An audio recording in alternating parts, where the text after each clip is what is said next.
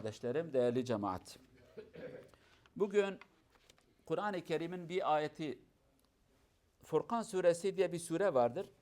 Aynı vakitte Kehf suresinde geçiyor. Allah Azze ve Celle Furkan suresinde 8 veya da 10 kişi diyor ki bunlar benim salih kullarımdır.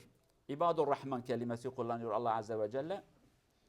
Rahman bir isimdir. Cenab-ı Allah'ın bir ismi. Allah Azze ve Celle onlara el atarken, onlardan bahsederken 10 tane özellikleri söylemiş. Özelliklerden birisi diyor ki o insanlar benim cehennem ateşimden korkan insanlardır.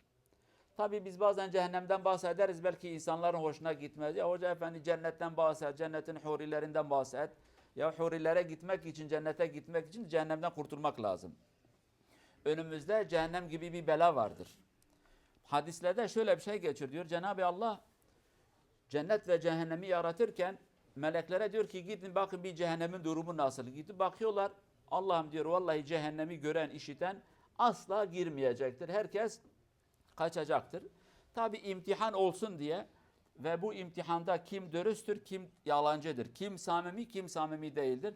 Allah Azze ve Celle cehennemin etrafını güzel şeylerle süslemiş. Şehvat biz ona deriz. Güzel şeyler.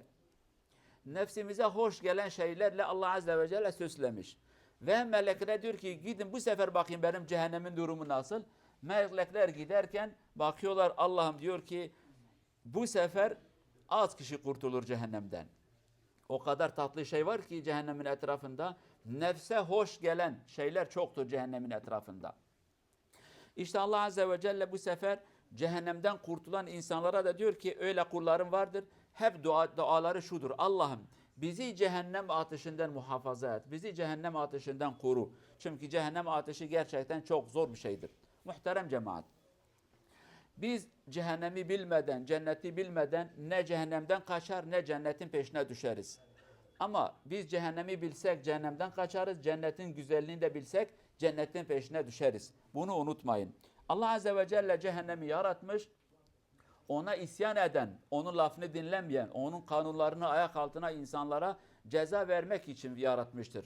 Aynı şekilde cenneti de yaratmış, ona itaat eden, onun lafını dinleyen, kendi nefsini ikinci plana bırakıp da Allah'ın emir ve kanunlarını birinci plana koyan insanlara Allah Azze ve Celle cennet müjdesini veriyordur. Tabi cehennem gerçekten tehlikeli bir sonuçtur. Azabı çok şiddetlidir. Ama cehenneme götürecek yollar da çoktur. Ondan dolayı Allah Azze ve Celle binlerce peygamberi göndermiş insanlara desinler ki bakın sizi aldatan şeytan sizi cehenneme götürür. Buna dikkat edin. Çünkü şeytan ilk günden beri Allah Azze ve Celle'den bir fırsat istedi ki ey Yüce Allah'ım bir fırsat ver. Madem ki ben cehennemlik oldum. Adem'le biz bir savaşa bir tartışmaya girdik. Ondan sonra Adem'den dolayı ben kaybettim. Bir fırsat ver.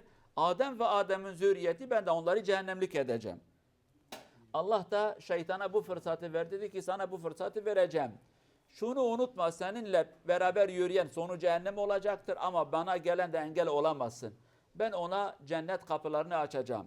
İşte bu imtihandan sonra şeytan sağda soldan, havadan karadan diyoruz ya denizden, havadan, karadan bir şekilde bize saldırdı. Ve saldırmaya da devam edecektir.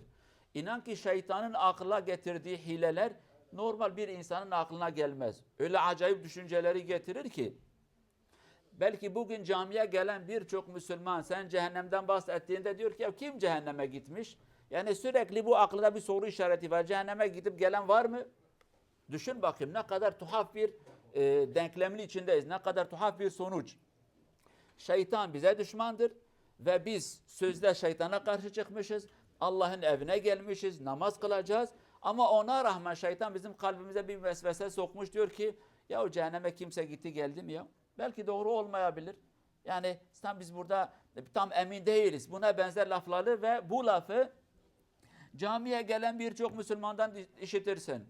Cennet şöyledir böyledir. Vallahi kimse cennete gitmemiş ama biz de bir yola girmişiz. İnşallah sonumuz cennet olur. Ya eğer buna inanmamışsan nasıl bir hayattır? Cehennemin var olduğuna eğer tam inancın yoksa gerçekten durumu çok vahim, çok tehlikeli. Ama imanlı gerçekten imanı sağlam olan bir insan şuna inanır. Allah Azze ve Celle boşuna kitabında bu lafı söylememiş. Boşuna bu kadar peygamberler gelmemiş. Ve bu dünyanın sonu eğer bu şekilde biterse, ahiret yoksa, iyilik yapanın ödülü, kötülük yapanın cezası yoksa, burada bir adaletsizlik olacaktır, bir dengesizlik olacaktır bu yaşamda. Ama Allah Azze ve Celle haşa ve kella adalet sahibidir. Ne yaptığını iyi bilir. Kullarına imtihan kapısı açmıştır ve her kuluna da bu haberi göndermiş. Kulum sen lafımı dinlesen sana güzel bir ödül vereceğim. Lafımı dinlemediğin zaman şeytanın peşine düşersen ki bu şeytan senin babanın da düşmanı, dedenin de düşmanı ve ilk dedenin de düşmanıydı. İlk babanın düşmanı yine bu şeytan. Ve bu şeytan ona kötülükleri anlattı ve onu kandırdı. Cennetten çıkaran yine bu şeytandır. O vesile oldu. Dolayısıyla sen bu şeytanı unutma. Sen bu lafımı dinle. Sana bu kadar peygamber göndermişim ve bu peygamber sana rağmen sana diyor ki bu hak yoldur, bu cennet yoludur. Ama her şeye rağmen sen diyorsun ki hayır ben bunu kabul etmem. Bile bile kendini cehenneme atarsın. Dolayısıyla bunu unutmayalım değerli cemaat. Nefsimize hoş gelen sonu kötüdür. Nefsimize hoş gelmeyen, nefsimize ağır gelen o da sonu cennettir. Nasıl çocuklar bazen kendilerine zarar olan bir şey de yiyorlar ve hiç de umurlarında değil.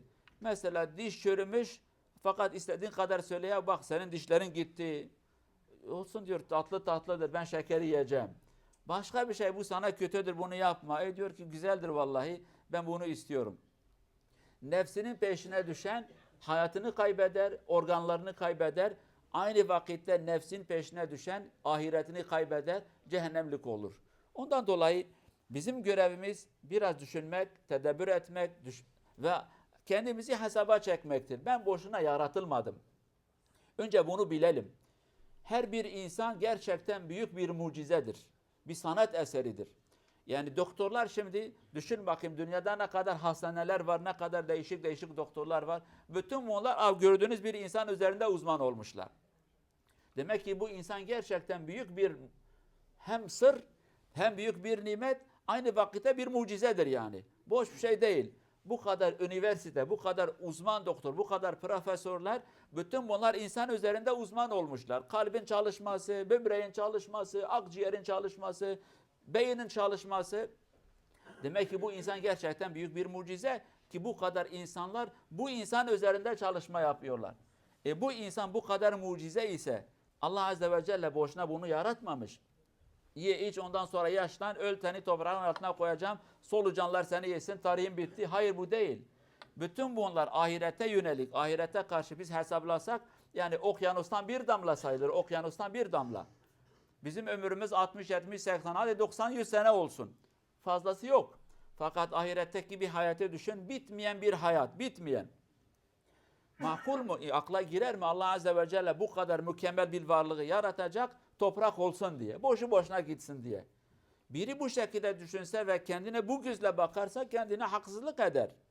Kocaman bir vücudu Allah Azze ve Celle yaratmış ve hikmetle, tedbirle, düşünceyle güzel bir şekilde yaratmış. Ama ona rağmen biz bu insanın değerini bilmeyeceğiz. İnsan sanki böyle 5 kuruştur, sanki bir ot yaprağı gibi. O gözle kendimize bakarsa gerçekten ot oluruz. Ama yok Allah Azze ve Celle bana bir değer vermiştir. Ben Allah'ın bu dünyadaki halifesiyim. Melekler bana hizmet eder. Güneş ve ay bana hizmet eder. Balıklar bana eder. Kuşlar bana eder. Toprak bana eder. Bütün bunlar bana hizmet eder. Demek ki ben de boşuna yaratılmamışım. Demek ki ben değerli bir varlığım. Ve bundan dolayı kendi değerini bilen bir insan gerçekten kendi görevini yapar, meleklerden daha üstün olur. Ama kendi değerini bilmeyen bir insan haşa hayvanlardan daha beter olur. Çünkü hayvan kendi görevini yapar ama kendi görevini yapmayan bir insan hayvandan daha alçak bir duruma düşer. Allah Azze ve Celle cümlemize kuvvetli bir imanı nasip etsin inşallah. Kendi ahiretimizi iyi bir şekilde seçelim ve cennete gitmeyi de Allah bize nasip etsin. Cehennemden uzak durmayı da Allah Azze ve Celle bize nasip etsin. Vesselamu aleykum ve rahmetullahi ve berekatuhu.